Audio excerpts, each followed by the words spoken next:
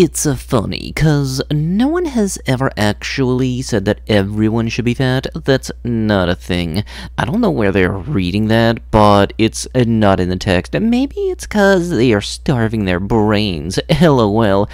What do I know? This is only the 25th of these videos. Hello everybody, and welcome back to another video for the day. Going back into r/Fatlogic, and if you guys would love to be absolutely amazing, show your support, and to see more videos like this in the near future, be sure to hit that like button, leave a comment down below to start up them wholesome internet discussions, and if you have not already, subscribe and turn on notifications. Also, check out another video in the place. Unfortunately, there is a whole lot, but the algorithm would enjoy the engagement, and I would too. It's okay if on Thanksgiving, your child refuses new foods, only eats the bread and butter on the table, eats multiple desserts, eats until they are uncomfortably full. Treat Thanksgiving like any other meal. Trust your child's internal wisdom. I'm just gonna be honest, kids don't know jack. And honestly, this whole thing seems less like a reason for a kid to enjoy a lot of food on Thanksgiving and more like you using a holiday to justify you being a bad parent. Because there's nothing wrong with enjoying food on Thanksgiving, but it all comes down to portion control, and if you let your kid do that, they're gonna try to see how much they can get away with. The desire to lose weight can be like a warning light on a car's dashboard. It's alerting you to the fact that something needs attention. Unfortunately, a lot of people on this subreddit see those lights and then decide to cover them up with stickers thinking everything's gonna be okay if they just ignore the problem. And honestly, I kinda wish health problems were easy to solve as car problems, because if you could just plug an OBD2 port into your butt and figure out what the error code means, that'd be perfect. You'd know what the problem was, what exactly needs to be done with the problem, and how soon you can expect the problem to be solved. My client, I just want to lose weight so I feel better about my body. Me, that doesn't work. Trust me on this. Just because you don't work for you don't mean it won't work for the other person. And if you have a personal trainer that gives you this kind of attitude, I would say ask your money back and get a different personal trainer. Number of cancer types linked to being fat, 13. Number of cancer type prevented by being body positive about being fat. Yeah, don't you know if you call yourself healthy and just think you're perfectly fine at 700 pounds, the cancer don't care. Started playing Farming Simulator 19, and now I cannot bring myself to look at it again. I wanted to create my character, and guess what? You cannot make your character fat. Like, why? Is fat not normal? Being fat is beautiful and as normal as any body type. Hashtag fat acceptance, hashtag shoot me. Oh darn, what a shame. A farming game with a simulator dedicated to farming doesn't have the best character creator and doesn't have a fat option. Meanwhile, do you see anybody complaining about the character creator and how some people aren't able to make their character as ripped as a freaking JoJo's Bizarre Adventure character? While you're at it, give me the Mr. Universe Farmer setup mod. That'll give me that true farming experience. A dieting body is a starving body. Yeah, keep preaching that. That's definitely gonna get you somewhere. I will say this, anybody that's been eating a whole bunch and they are overweight, if you do start a diet and you start eating less and your body, you're gonna feel a little weird. I'll tell you that. There's a little bit of a wonky phase because your body's adjusting to eating less and the less calories and everything, but don't let that deter you. It's not weird. Drink more water. Stay healthy. A content warning: mention of size, fatness causing incontinence, and weight loss. Why did that remind me of the lady who's deadly afraid of olives? Bring out the olives! Hi folks, does anyone have any Haze-aligned literature that explains the causes of incontinence? You just went to the pelvic wall physiotherapist who assessed me and ruled out my chronic back problems, herniated discs, back surgery, etc. as the cause of my distress incontinence. She said she can't see any permanent nerve damage from my back problems, which is great.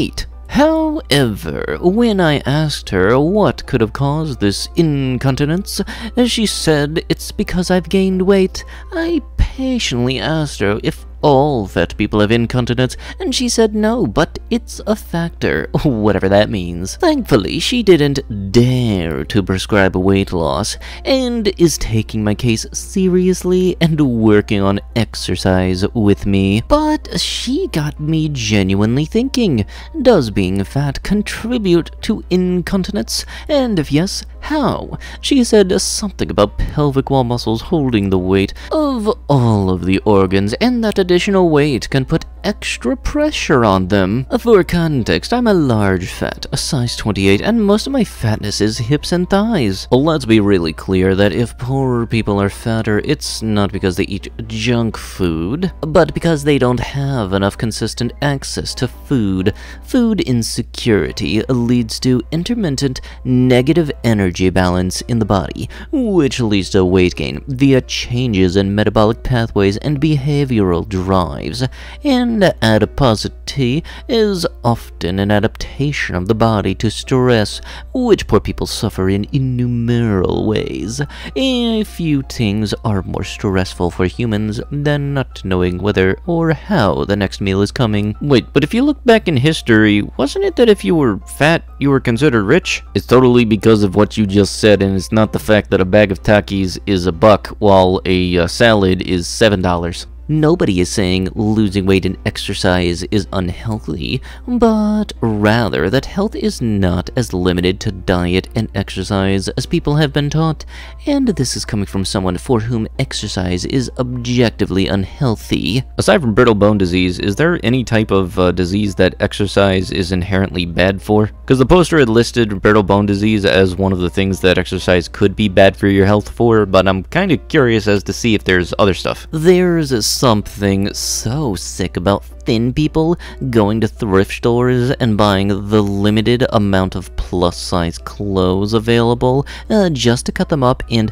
upcycle. Like, if you want to make clothes that badly, just buy fabric. Secondhand plus-size clothes are already so hard to find. So let me get this straight. You're upset because people go to thrift stores and buy the bigger size clothes that is too oddly specific for you to be getting pissy about. And I've seen the same type of pissiness posted up in like posts covering actual department stores saying, please do not buy extra large clothes or something if you do not fit into it with a snug fit. There's no sign that says you're not allowed to buy X, so you know what? Stay mad. People understand that if you're white, straight, male, or able-bodied, you hold privilege. But when I mention that thin people also hold privilege, everyone wants to fight me. So I will repeat, if you are thin, you also have thin privilege. If there's any type of privilege here, it's you thinking that you can say this without there being any sort of consequence tied to your actions. Because anybody that thinks that they can have a double standard work in their favor, but then have an issue with it when it's flipped around is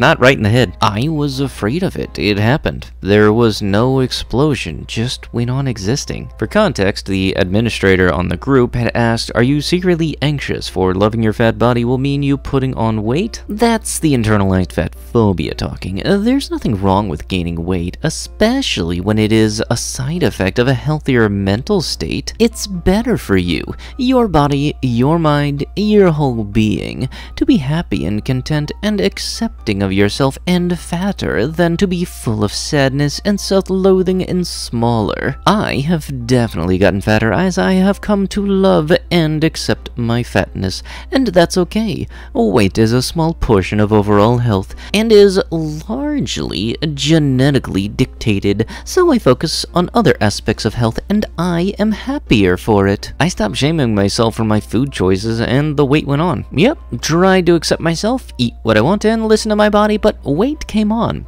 Problem is that I find it harder and harder to do my job since my thighs can't support my weight. I can't get down on the floor with the kids like I should be. I can't clean myself properly down there, and I live in fear that someone will ask me to take off my shoes because without my shoehorn I can't get them back on. So discouraged. Absolutely. I hadn't thought of it, but now I am. Every action has consequences. It doesn't matter if those consequences are good consequences or bad consequences. There's always a reaction tied to every action. If someone's content with living the way they are, then yeah, there are things that you have to do to live that lifestyle. But if you're doing something and it inhibits you from doing a lot of things you want to do, then, and a lot of people are saying, oh no, you'll be fine, that's not good. Like with Yellow here, this person can't play with their kids or work properly because of their weight. That doesn't seem like any reason to call yourself healthy. If anything, this kind of experience would be a pretty good catalyst for you to make the effort to lose the weight, because if you can't play with your kids because of your weight,